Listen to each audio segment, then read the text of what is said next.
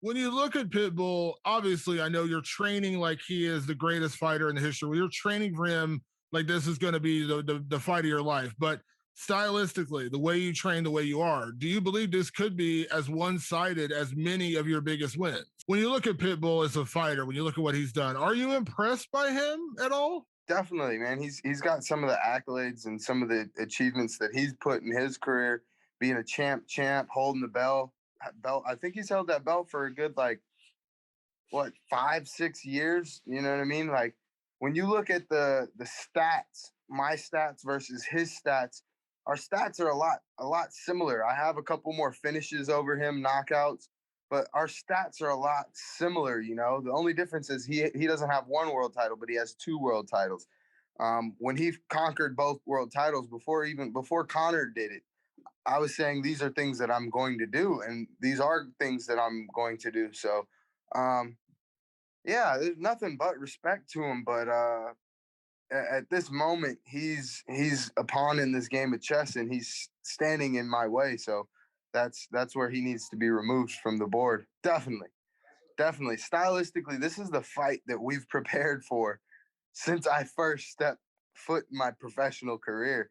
You know, he's been the man of the organization. So this is what we've prepared for. And that's the scary part because it my dad calls it the easiest fight. And it's not as Pitbull's a rollover and it's easy fight.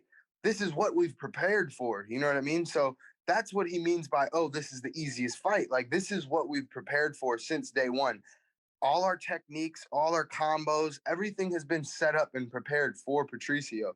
So I think he takes it personal when we say it's the easiest fight, but styles make fights, and my style does not match up well with his style. You can go back and watch when he fought Strauss. Strauss was a southpaw, and he sat him on his ass with a straight left. He doesn't do well with that straight left. You know what I mean? The reach, the range, the speed, the power. Like it's going to be a fun fight for me, and I think that's what's going to be key is going in there and just having fun doing what I do best. When you stand in the pocket and start winging shots with Patricio Pitbull, it's a game of, it's a 50-50 game of dynamite. You're just wondering which one of you is going to land first, but you've never been that guy. You've never just stood in the pocket with a guy and said, I'll take your punch to give you my punch. You're not that guy. And I think that's one thing that is a big difference between you and a lot of the guys who have fought Pitbull. That and they both have about the same reach. So you know what I mean? You got to fight.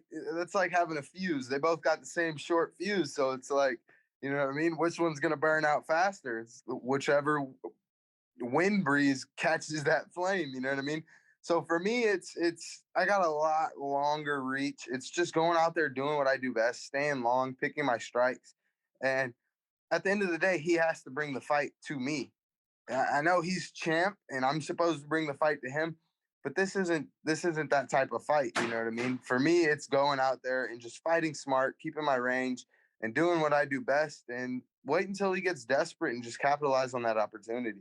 In your mind, you already believe you're 100% the best featherweight in the world, whether you got a title around your waist or not. And that's not, I know you weren't taking shots at Alexander Volkanovski or Max Holloway or anybody else out there, but you said, right now, I believe I am the best featherweight in the world, regardless. But what would winning the Bellator title mean to you in terms of like your career? Because I know that's not the end goal. It's just one goal. I feel it's going to open up the MMA world a little bit just to go and show because of the things that Pitbull beating Chandler and then Chandler going over to UFC at 155 pounds and doing what he's doing. I honestly feel as well, Patricio Pitbull is definitely hands down one of the best 145ers in the world.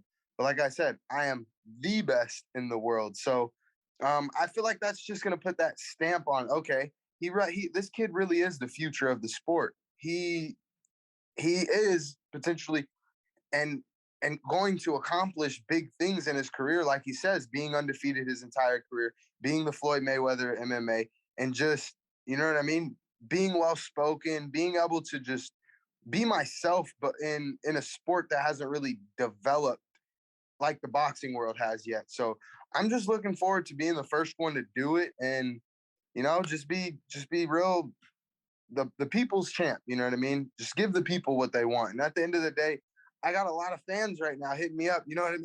I like Patricio more. He's Brazilian. he's like, but dude, I just love the way you carry yourself. You're respectful, you're humble. And I'm like, for me, that's just the type of person I want to be. You know what I mean? Because I'm not going to sit there and talk shit and try to badmouth this person. But hey, if you want to talk some shit, I'm free game to that too. You know what I mean? It's fuel to the fire. Because if you're willing to go to that level of talking smack and fueling the fire, I already know I'm in your head. You know what I mean? So for me, I enjoy it all, man. I enjoy it all. I just try to give the fans what they want. The fans want smack talking sometimes. You know what I mean? And yeah, there's definitely fighters in other organizations that I would like to get a hold of. So I don't know. We'll see how things play out and where things lead to. But at the moment, Patricio Pitbull is it. Brian Ortega choked me out with a triangle when I was like 19. So I definitely got to get back one day. Other than that, you know what I mean? Holloway was always my dream fight. And I feel like he has some of the most elite striking in mixed martial arts as well. So I'd love to test my skills with his skills and just see how things play out. Then, obviously, again, you could say, okay, well, I'll give you a rematch, but now I want your 155-pound title. Like, is there any part of you that believes that's going to be your path in 2021? Definitely. I feel after having 18 fights in this division, 18 fights in this organization at this division, what honestly is there left for me at 145 pounds? He's the 155-pound champ. So me speaking these things into fruition and just saying and believing and knowing that I'm going to be a champ.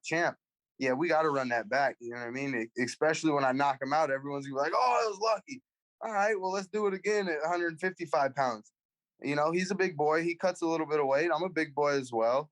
But honestly, I don't really cut that much weight anymore because I'm just dialed in now. You know what I mean? I've got everything just locked in. I'm learning. I'm getting older. Weight cuts are right. I'm running more. Just training's better. So we just got to sit down and see how things play out. As you said, you 100% believe right now you're the best featherweight in the world, regardless of promotion. That's why I said maybe we need to do something like boxing. We should do something like an old Pride days. You know what I mean? We'll take the best of the best and we'll do a tournament in one night with like 8 fighters. You know what I mean? 8 fighters, 2 from every organization, 1 FC, PFL, and UFC, Bellator. And we'll put together a stacked ass roster, and I guarantee you I'm gonna come out on top of that thing. So I know you had said that you did have the dream, you thought Sanchez was gonna win. Were you surprised that I had a dream I choked out Sanchez. Okay, so right. That's why I thought he was gonna win, and going based off the first fight, it was a close fight. Okay. But Pitbull, no. Maybe I don't know, that was about 3 years ago. Pitbull, he already knows what time it is, that leash in the kennel. So, were you impressed by his performance at all there? I mean, it seems like his past few through this tournament, he's looked pretty damn solid in there. Yeah, it's pretty textbook Pitbull. Sanchez went out there and did textbook Sanchez. 1, 2, 3, throw a lead leg head kick. That's been his bread and butter forever. Pitbull read it, Like I've always said, he's a great adapter. He reads people very well, but I'm not going to give him the opportunity to read me, you know what I mean? Those are fighters that fight in patterns, 1, 2, 3, 4. You don't know what I'm going to do, so how can you train for that? Yeah, you feel the unpredictability more your advantage there, right? That's the key to life, man. That's the key to life. Just evolve and keep trying to add things, If it doesn't work, don't add it. If it works, add it. So when you got in the cage in there and you guys did the face-off, what did you make of that? Was there anything you saw, looking into his eyes and actually getting to the front face-to-face? He broke. I don't ever lose a stare down. The stare down is the fight. So it shows me how the fight's going to go, how bad you want it. He broke. He blinked. He looked away. That tells me all I need to know right there. So when we get in that cage, I'm going to break you because I already broke you once. And you were keeping your eyes on him during his press conference and everything. There's that video that came out of you standing at the top of the escalators looking down at him.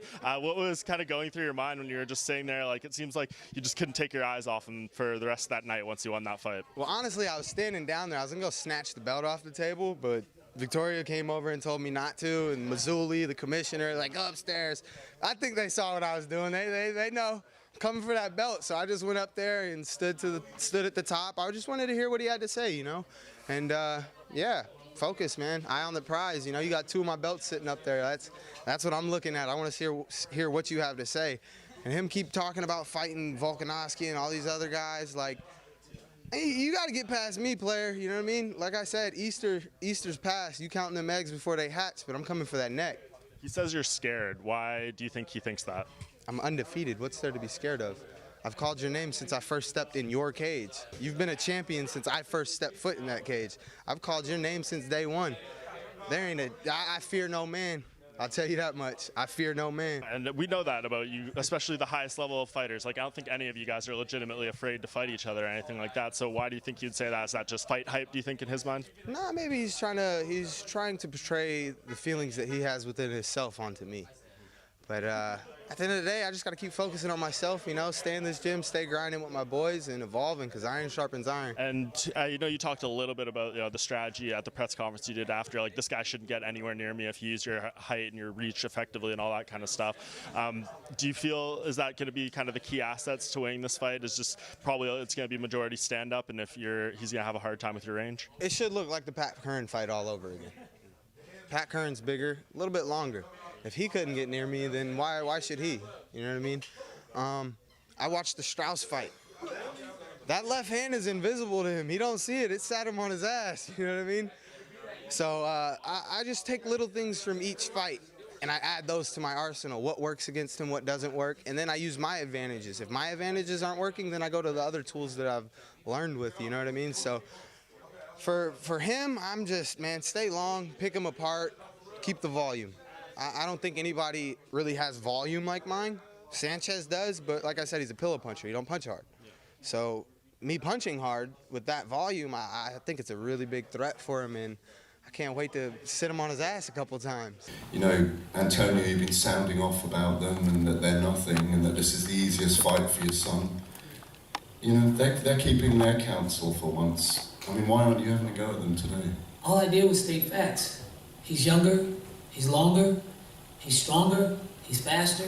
He doesn't have the same miles on him, so how's that? I mean, if you want to talk some shit, I can talk that real good, but I'm trying to be respectful for my son's career. Like, I mean, we can take it to another level if that's what you want to do. 17-1. That sounds little guy, calm down. You're going to get your chance Saturday, and we'll talk after this. Interview the winner and the loser. Hey, you know what disrespect was? I asked Pitbull to sign a newspaper just for my legacy, hang up in my wall one day. Disrespect is crossing my picture out. That's disrespect.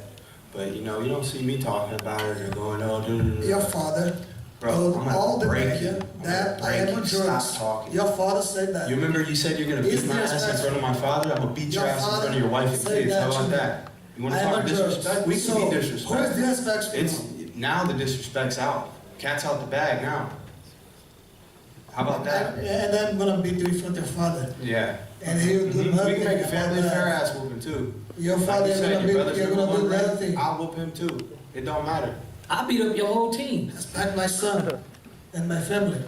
If you want to start it now, let's go. What? You started? What's up? What's up? What's up? What's up? Oh my, this is great. You started. You and your father. No, bro. Your father thought. No, everyone No. Fuck you, man.